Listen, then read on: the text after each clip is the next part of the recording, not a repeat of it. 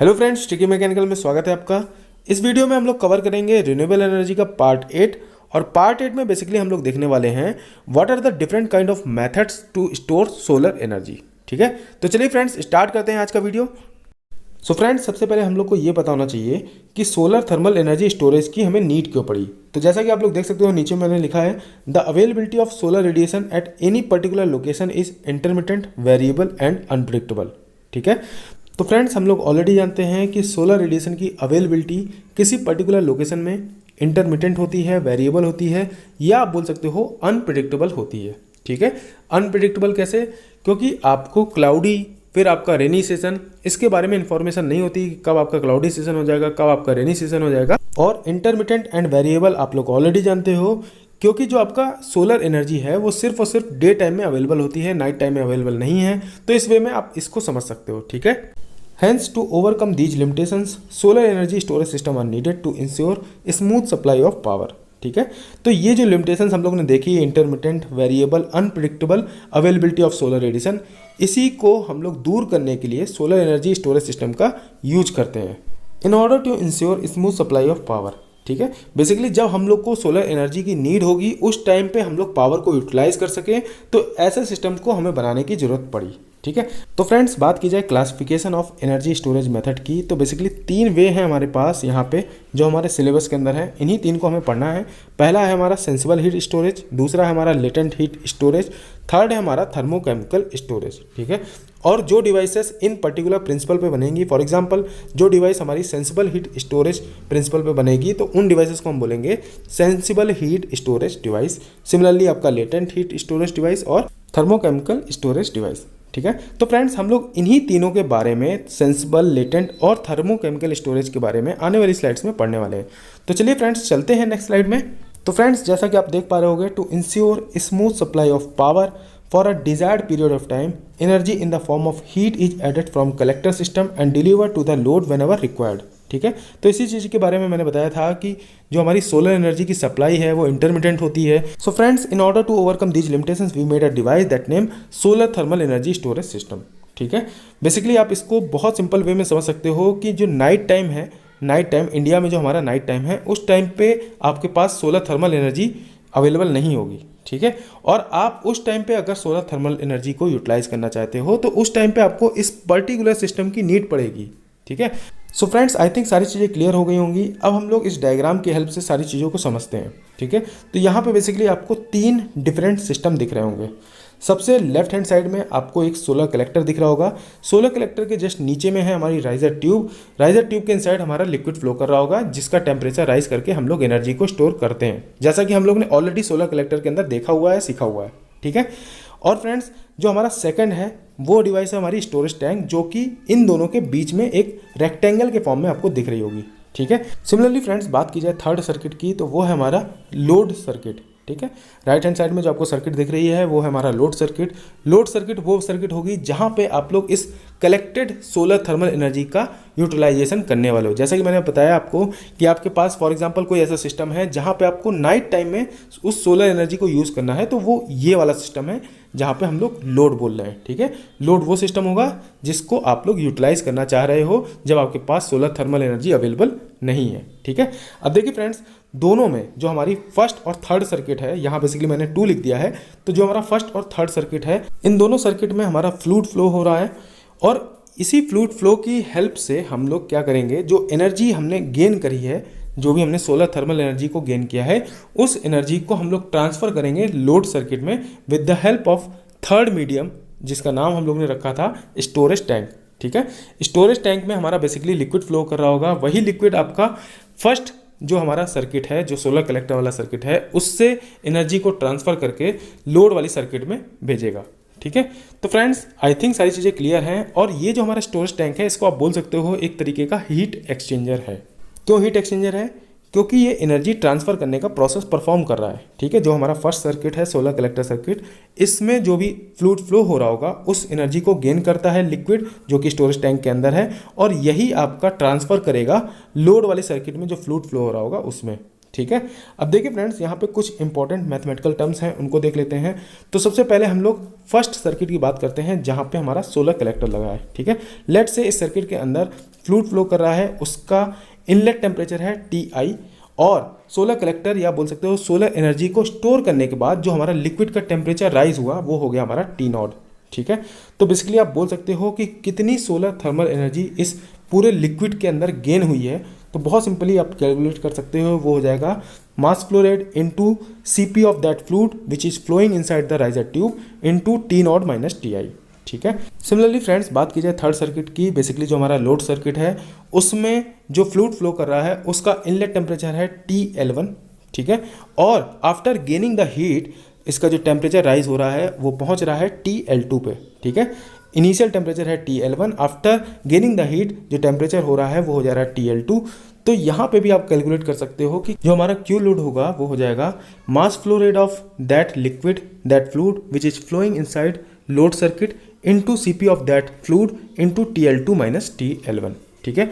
Similarly friends, जो हमारा storage tank है जहाँ पे एनर्जी ट्रांसफ़र होने का प्रोसेस चल रहा है, वहाँ पे क्या होगा, कुछ ना कुछ आपकी हीट लॉस होगी। आप हालांकि यहाँ पे स्टोरेज टैंक को पूरी तरीके से इंसुलेट करते हो, लेकिन फिर भी कुछ ना कुछ एनर्जी लॉस होगी from the second law of thermodynamics. हम लोग को मालूम है कि कोई भी टेम्परेचर, हाई टेम्परेचर से लो टेम्परेचर में एनर्जी ट्रांसफ़र हो रही होती है, तो वहाँ पे कुछ ना कुछ हीट आपका लॉस होना ही होना है। ठीक है, तो वही ये हीट लॉस है। तो देखिए इसकी वैल्यू क्या है, Q loss equal to UA TS minus T infinitive. TS है आपका स्टोरेज टैंक का टेम्परेचर और T इन्फिनेटिव है आपका एम्बियंट टेम्परेचर। ठीक है, और U क्या है, U है आपका ओवरऑल हीट ट्रांसफर कोफिशिएंट। ठीक है, और A हो गया आपका इस स्टोरेज टैंक का सरफेस एरिया। ठीक है। सिमिलरली फ्रेंड्स, अगर मैं आपसे पूछूं कि जो हमारा सोलर कलेक्टर में हीट फ्लो हो रही है उसका और जो हमारी लोड सर्किट में हीट फ्लो हो रही है, इन दोनों का आपस में क्या रिलेशनशिप होगा। ठीक है, तो आइडियली आप बोलोगे कि आइडियली जो राइजर ट्यूब में हीट फ्लो हो रही है वो इक्वल टू होनी चाहिए जो हमारे लोड सर्किट में हीट फ्लो हो रही होगी उसके। ठीक है, आइडियली आप चाहोगे कि जितना भी राइजर ट्यूब के इनसाइड हमने हीट गेन किया है वो सारा का सारा हम लोग ट्रांसफर कर सके लोड सर्किट में, लेकिन प्रैक्टिकली मैंने आपको बताया कि कुछ ना कुछ हीट लॉस होगा ही होगा स्टोरेज टैंक में। तो इस कारण से जो फॉर्मूला निकल के आएगा वो हो जाएगा Q load equal to efficiency of tank into Q usual.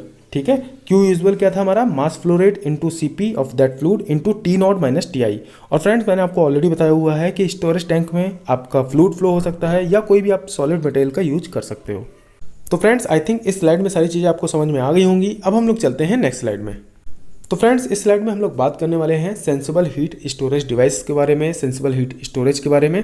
तो सबसे पहले हमें पता होना चाहिए कि किस हीट को हम लोग सेंसिबल हीट बोलते हैं और किसको हम लोग लेटेंट हीट बोलते हैं। ठीक है, तो सबसे पहले देखिए डेफिनेशन क्या है, हीटिंग अ सॉलिड और liquid but without undergoing change of face. ठीक है, हम लोग ऑलरेडी जानते हैं, आप लोग इसको समझ सकते हो। नीचे में मैंने इसको सिंपल जो हमारा वाटर का केस होता है उससे कोरिलेट किया है। तो हमें मालूम है कि जब हमारा वाटर एटमॉस्फेरिक कंडीशन में होता है, 1 एटमॉस्फेयर में होता है, तो उसका जो बॉइलिंग पॉइंट होता है वो होता है 100 डिग्री सेल्सियस।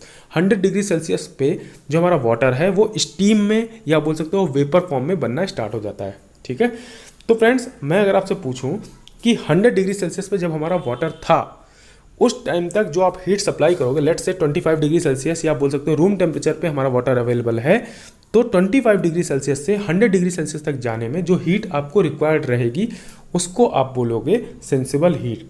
ठीक है, और ये जो हीट है ये आपका फेस चेंज नहीं कर रही है, सिर्फ और सिर्फ टेम्परेचर राइज का फंक्शन परफॉर्म कर रही है। ठीक है, सिमिलरली फ्रेंड्स, अगर मैं आपसे पूछूं कि जब हमारा वाटर 100 डिग्री सेल्सियस पे था, उस वाटर को स्टीम में कन्वर्ट करने के लिए जो एनर्जी की रिक्वायरमेंट होगी उसको आप क्या बोलोगे, तो उस एनर्जी को हम बोलते हैं लेटेंट हीट। लेटेंट हीट में क्या होगा, आपका टेम्परेचर राइज नहीं होता है, टेम्परेचर आपका सेम रहेगा, लेकिन फेस चेंज का जो ऑपरेशन होता है वो परफॉर्म हो रहा होता है। ठीक है, यानी लेटेंट हीट की हेल्प से हम लोग फेस चेंज को करते हैं, वाटर से स्टीम फॉर्म में या बोल सकते हो वाटर से वेपर के फॉर्म में हम कन्वर्ट करते हैं। ठीक है फ्रेंड्स, आई थिंक ये सारी चीज़ें बहुत बेसिक हैं, आपको अच्छे से आती होंगी। अब देखिए हम लोग बात करते हैं सेंसिबल हीट स्टोरेज डिवाइस के बारे में। तो फ्रेंड्स, हम लोगों ने ऑलरेडी कवर किया है हीटिंग अ सॉलिड और liquid but without undergoing change of face. ठीक है, देखिए यहाँ पे आपको ये चीज़ मैं बताना चाहूँगा कि कोई ज़रूरी नहीं है कि हम लोग सिर्फ लिक्विड के फ्लो से सेंसिबल हीट को स्टोर कर सकते हैं। ठीक है, हम लोग किसी सॉलिड का भी यूज कर सकते हैं, जो एनर्जी को स्टोर करना है वो एक सॉलिड में भी हम लोग सेंसिबल हीट को स्टोर कर सकते हैं। ठीक है, सिमिलरली बात की जाए कि एनर्जी स्टोर्ड अगर लिक्विड का केस है तो वहाँ पे क्या होगा, तो उसका फॉर्मूला होता है E equal to integration of mCp/dt। ठीक है, mass flow rate of fluid, अगर हम लोग फ्लूइड की बात कर रहे हैं तो वहाँ पे हो जाएगा mass flow rate of fluid into Cp of that fluid into dt। ठीक है, और टेम्परेचर T1 से T2 जो राइज कर रहा है। ठीक है, T1 आपका लोअर टेम्परेचर हो गया, T2 आपका हायर टेम्परेचर हो गया। ठीक है, सिमिलरली फ्रेंड्स यहाँ पे जो मैंने इंटीग्रेशन फॉर्मेट में रखा है वो सिर्फ इसलिए रखा है क्योंकि जो आपका Cp है वो वेरी कर सकता है टेम्परेचर के रिस्पेक्ट में।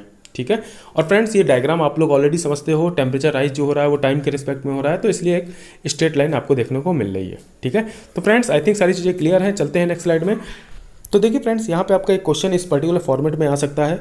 A thermal storage device which contains a fluid R112B is having variable specific heat which is given by Cp equal to 0.05 T plus 0.2 kilojoule per kg Kelvin, temperature in absolute scale। ठीक है, determine energy stored in this device when temperature rises from 20 degree Celsius to 40 degree Celsius for a unit mass। ठीक है, तो देखिए friends, जब ये question exam paper में आएगा तो वहाँ पे आपको ये पता ही नहीं पड़ेगा कि ये किस टॉपिक का क्वेश्चन है। ठीक है, थर्मल स्टोरेज डिवाइस यहाँ से आप अभी प्रेडिक्ट कर सकते हो क्योंकि हम लोग ये सारी चीज़ें अभी कवर कर रहे हैं, लेकिन जब पेपर में क्वेश्चन आता है आपको सिंपल फॉर्मूला लगाना है E इक्वल टू mCp/dt।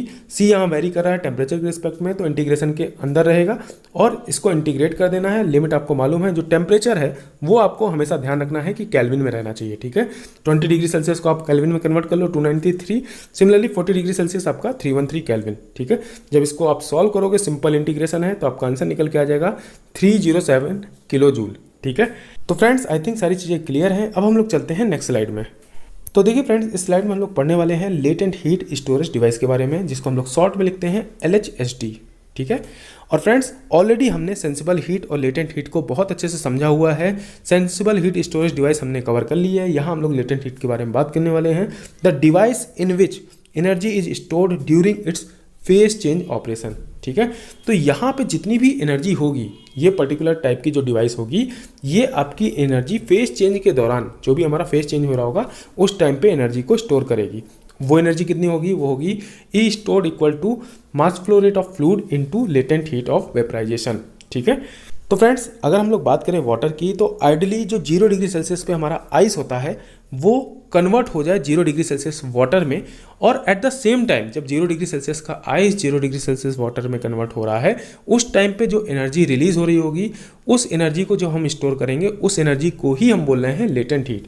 ठीक है, तो आइडियली ये सारी चीज़ें सेम टेम्परेचर पे होनी चाहिए, लेकिन जब हम लोग प्रैक्टिकली ये सारी चीज़ों को बात करते हैं तो ये बहुत डिफिकल्ट होता है कांस्टेंट टेम्परेचर मेंटेन करना। कुछ ना कुछ आपका टेम्परेचर राइज हो ही जाता है। ठीक है, तो देखिए सेम चीज़ है आप लोग यहाँ पे मैंने लिखा हुआ है, practically it is difficult to keep a constant temperature, so in latent heat storage device some part of energy stored as a sensible heat. ठीक है, तो फ्रेंड्स आइडियली हम चाह रहे थे कि जो भी फेस ट्रांसफ़र हो रहा है वो सेम टेम्परेचर पे हो रहा है, उसी टाइम पे एनर्जी को हमें स्टोर करना है। ठीक है, जैसा कि आप ऊपर में देख रहे होगे, आपको सिर्फ एक स्ट्रेट लाइन दिख रही होगी, लेकिन प्रैक्टिकली जब आप बात करोगे तो कुछ ना कुछ आपका सेंसिबल हीट का पोर्शन इन्वॉल्व रहेगा, क्योंकि प्रैक्टिकली सेम टेम्परेचर मेंटेन करना हमारे लिए पॉसिबल नहीं है। तो आप नीचे में डायग्राम देख पा रहे होगे, प्रैक्टिकल केस में आपको 2 और एक्स्ट्रा लाइन दिख रही होगी जिसमें माइन्यूट टेम्परेचर राइज हो रहा है। ठीक है, तो फ्रेंड्स यहाँ पे माइन्यूट टेम्परेचर राइज होने के कारण टोटल 3 टेम्परेचर हमें मिलते हैं, T1, T2 और T3। ठीक है, लेकिन बात करी जाए आइडियली, तो आइडियली आपको सिर्फ T2 टेम्परेचर मिलेगा। ठीक है, तो फ्रेंड्स प्रैक्टिकली जो हमारा एनर्जी स्टोर्ड होगा लेटेंट हीट स्टोरेज डिवाइस के अंदर, वो हो जाएगा आपका सॉलिड से पहले जो हमारा T1 से T2 जा रहे हैं, तो मास flow rate of fluid into Cp into dt। ठीक है, plus mass flow rate of fluid into latent heat, यही हमारा आइडल हीट था जिसको हम स्टोर करना चाह रहे थे, प्लस आपका मास flow rate of liquid into Cpl into dt। ठीक है, जो हमारा 2 से 3 टेम्परेचर राइज हो रहा है उसके कारण। ठीक है, तो friends latent heat storage device के अंदर जब कभी भी प्रैक्टिकल कंडीशन की बात की जाएगी, या मोस्टली जो latent heat storage device work करती हैं, वहाँ पे टोटल 2 सेंसिबल हीट और 1 लेटेंट हीट इन्वॉल्व रहती है।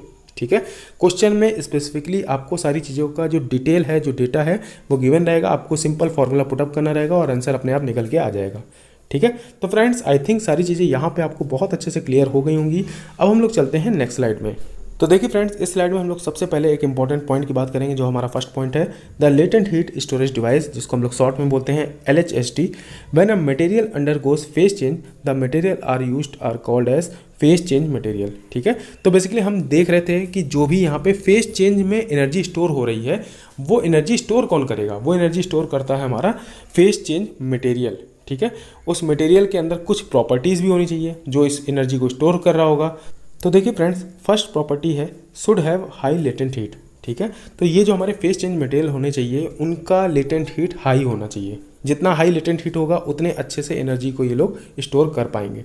सेकंड पॉइंट है लो thermal expansion coefficient.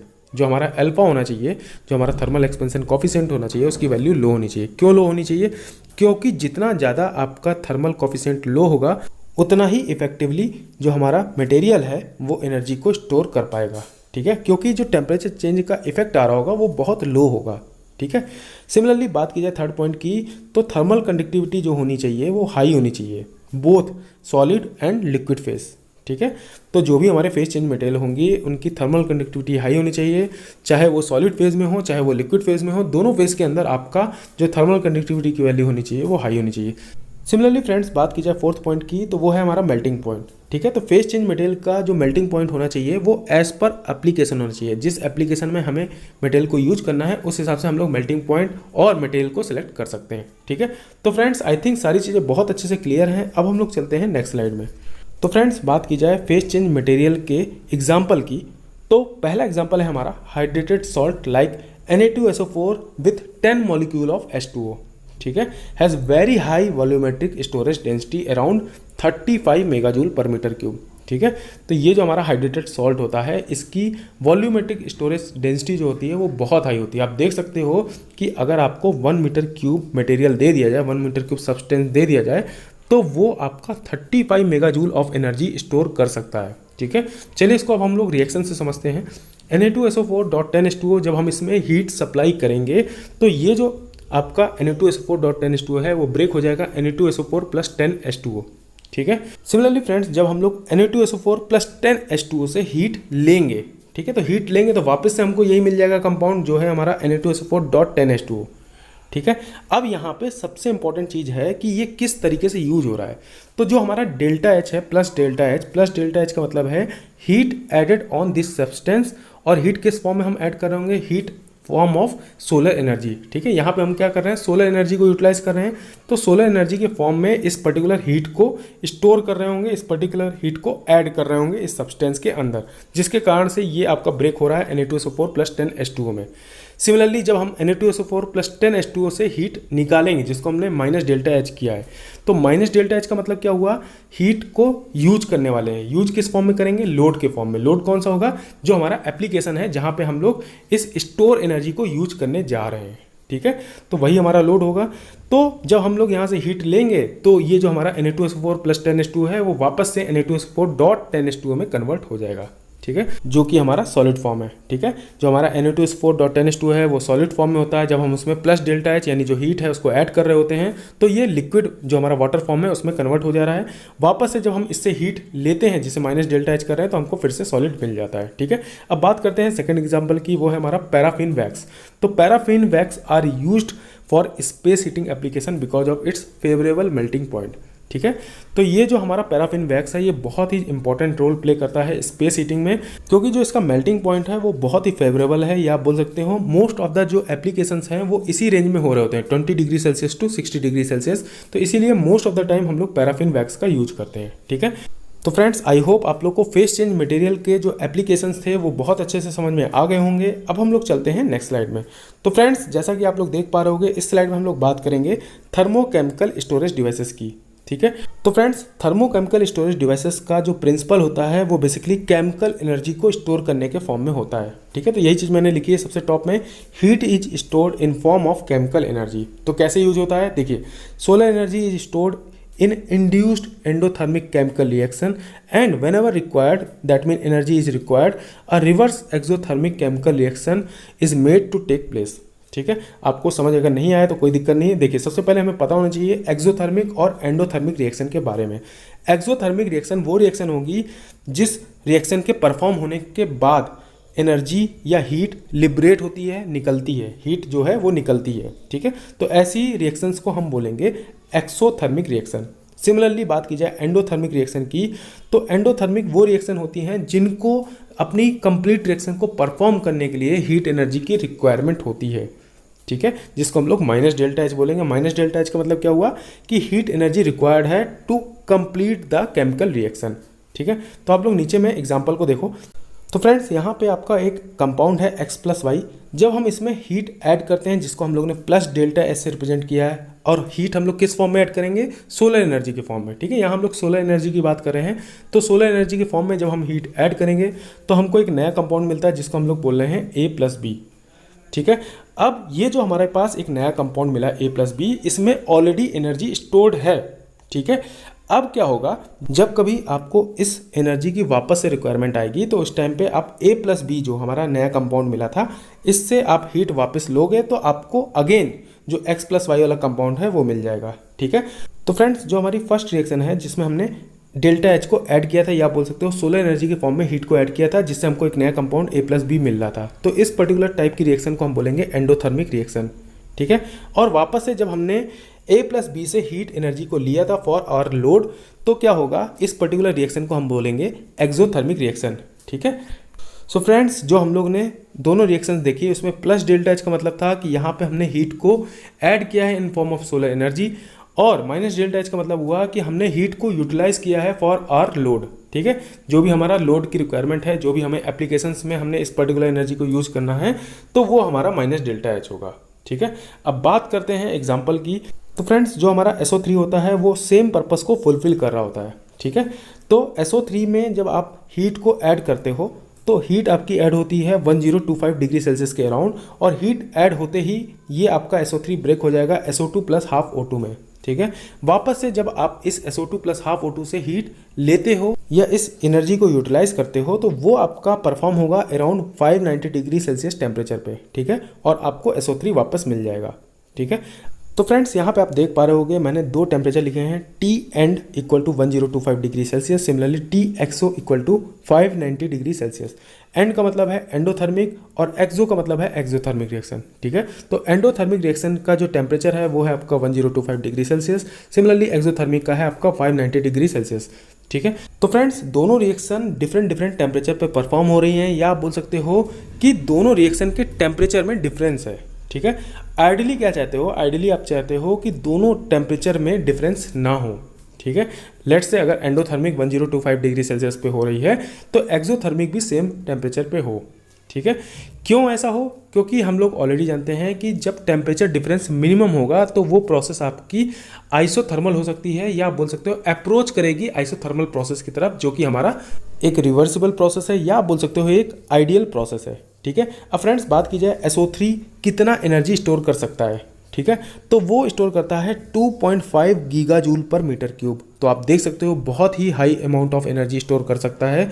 1 metre cube अगर हम आपको SO3 दे दें तो आप 2.5 giga joule of energy store कर सकते हो, ठीक है। बहुत हाई एनर्जी है ये।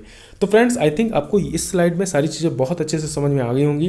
अब हम लोग चलते हैं नेक्स्ट स्लाइड में। तो फ्रेंड्स अब हम लोग सारी चीज़ों को समराइज करने वाले हैं इस स्लाइड में। सबसे पहला पॉइंट है हमारा TCSD, थर्मोकेमिकल स्टोरेज डिवाइस से रिलेटेड। तो पहला है used for higher temperature application. तो हम लोग ने देखा था जो हमारा एक्सोथर्मिक रिएक्शन है और जो हमारा एंडोथर्मिक रिएक्शन है वो बहुत हाई टेम्परेचर पे हो रहा है। तो इस वे में आप समझ सकते हो कि ये जो प्रोसेस है ये आपका हायर टेम्परेचर एप्लीकेशन के लिए सूटेबल होता है, बेस्ट सूटेड होता है, ठीक है। और हायर टेम्परेचर एप्लीकेशन में किस टाइप का कलेक्टर हम लोग यूज करते हैं, हम लोग फोकसिंग टाइप कलेक्टर का यूज करते हैं, और सबसे हाईएस्ट टेम्परेचर हमें किस में मिलता है, फोकसिंग टाइप पॉइंट कलेक्टर में, ठीक है। कैपेसिटी की बात की जाए तो हम लोग ने ऑलरेडी देखी है जो इसमें एनर्जी स्टोरेज कैपेसिटी होती है वो बहुत हाई होती है, 2.5 गीगा जूल पर मीटर क्यूब, ठीक है। सिमिलरली फ्रेंड्स जो हमारा सेकंड पॉइंट है ऑलरेडी हमने डिस्कस किया है कि जो हमारा एक्सोथर्मिक टेम्परेचर था और एंडोथर्मिक टेम्परेचर था दोनों रिएक्शन का वो अलग अलग था, डिफरेंट था, ठीक है। और अगर हम चाहते हैं कि थर्मोकेमिकल स्टोरेज डिवाइस से हम मैक्सिमम टू मैक्सिमम एफिशिएंसी निकाल सकें तो इसके लिए हमें इन दोनों टेम्परेचर डिफरेंस को मिनिमाइज करना पड़ेगा, कम से कम रखना पड़ेगा। जितना डेल्टा टी आपका जीरो की तरफ अप्रोच करेगा, या आप बोल सकते हो जितना टेम्परेचर डिफरेंस कम होगा उतना ही आपका जो प्रोसेस है वो आइसोथर्मल को अप्रोच करेगा और जो एफिशिएंसी है वो आपको मैक्सिमम मिलेगी, ठीक है। तो फ्रेंड्स अब हम बात करते हैं सेकंड पॉइंट की, जो है हमारा सेंसिबल हीट स्टोरेज डिवाइस से रिलेटेड। तो जो हमारा सेंसिबल हीट स्टोरेज डिवाइस होता है वो लो टेम्परेचर एप्लीकेशन में यूज होता है, और हमें ऑलरेडी पता है कि जो हमारा लो टेम्परेचर एप्लीकेशन होता है वहाँ पे हम लोग non focusing type solar collector का यूज करते हैं, ठीक है। या आप बोल सकते हो non focusing type solar collector use होते हैं हमारे लो टेम्परेचर एप्लीकेशन में, ठीक है। सिमिलरली फ्रेंड्स बात की जाए थर्ड पॉइंट की, तो ये है हमारा LHSD से related, latent heat storage device से रिलेटेड। तो लेटेंट हीट स्टोरेज डिवाइस के अंदर जो मैक्सिमम एफिशिएंसी है वो हमें तब मिलेगी जब हमारा फेज चेंज वाला जो प्रोसेस हो रहा है वो आइडली हो रहा हो। आइडली का मतलब क्या है कि वो एक कांस्टेंट टेम्परेचर पे परफॉर्म हो रहा हो, ठीक है। मैंने आपको ऑलरेडी बताया था कि कांस्टेंट टेम्परेचर पे ये प्रोसेस परफॉर्म करना प्रैक्टिकली पॉसिबल नहीं है, दो आपका सेंसिबल हीट वाला जो एनर्जी है वो भी इन्वॉल्व होगा, ठीक है। जो आप देख पा रहे हो कि मैंने क्रॉस किया है, ये आइडली आपको नहीं चाहिए होता है, ठीक है। सिमिलरली फ्रेंड्स मैंने ऑलरेडी आपको बताया हुआ है कि जो हमारे फेस चेंज मटेरियल होंगे उनका लेटेंट हीट हाई होना चाहिए, लो अल्फा होना चाहिए, जो हमारा थर्मल एक्सपेंशन कोफिशिएंट है उसकी वैल्यू लो होनी चाहिए, और साथ ही साथ जो थर्मल कंडक्टिविटी है वो दोनों फेजेस में, जो हमारा सॉलिड और लिक्विड फेज है दोनों फेज के अंदर इसकी जो वैल्यू है वो हाई होनी चाहिए, ठीक है। ये सारी चीज़ें हमने ऑलरेडी बहुत अच्छे से क्लियर की हुई हैं। अब बात करते हैं फोर्थ पॉइंट की। तो देखिए friends, fourth point basically formula है जिसको हम लोग ने बहुत अच्छे से सेकंड स्लाइड में सीखा हुआ है। वो हो जाएगा हमारा क्या, Q load equal to efficiency of storage tank into Q useful, ठीक है। तो फ्रेंड्स आई थिंक इस पर्टिकुलर लेक्चर में सारी चीज़ें आपको बहुत अच्छे से समझ में आ गई होंगी। तो फ्रेंड्स सोलर एनर्जी में सिर्फ हमारा एक पार्ट बच रहा है सोलर सेल से रिलेटेड, जो हमारा प्रिंसिपल होता है। इन सारी चीज़ों को हम लोग नेक्स्ट वीडियो के अंदर फिनिश करने वाले हैं। तो फ्रेंड्स मिलते हैं नेक्स्ट वीडियो में, तब तक के लिए हंसते रहिए, मुस्कुराते रहिए। लाइफ में ऑलरेडी बहुत टेंशन है, हम लोग दूर करेंगे मुस्कुरा के। वीडियो अच्छा लगे तो लाइक कीजिएगा और कमेंट करके बताइएगा। Thank you friends.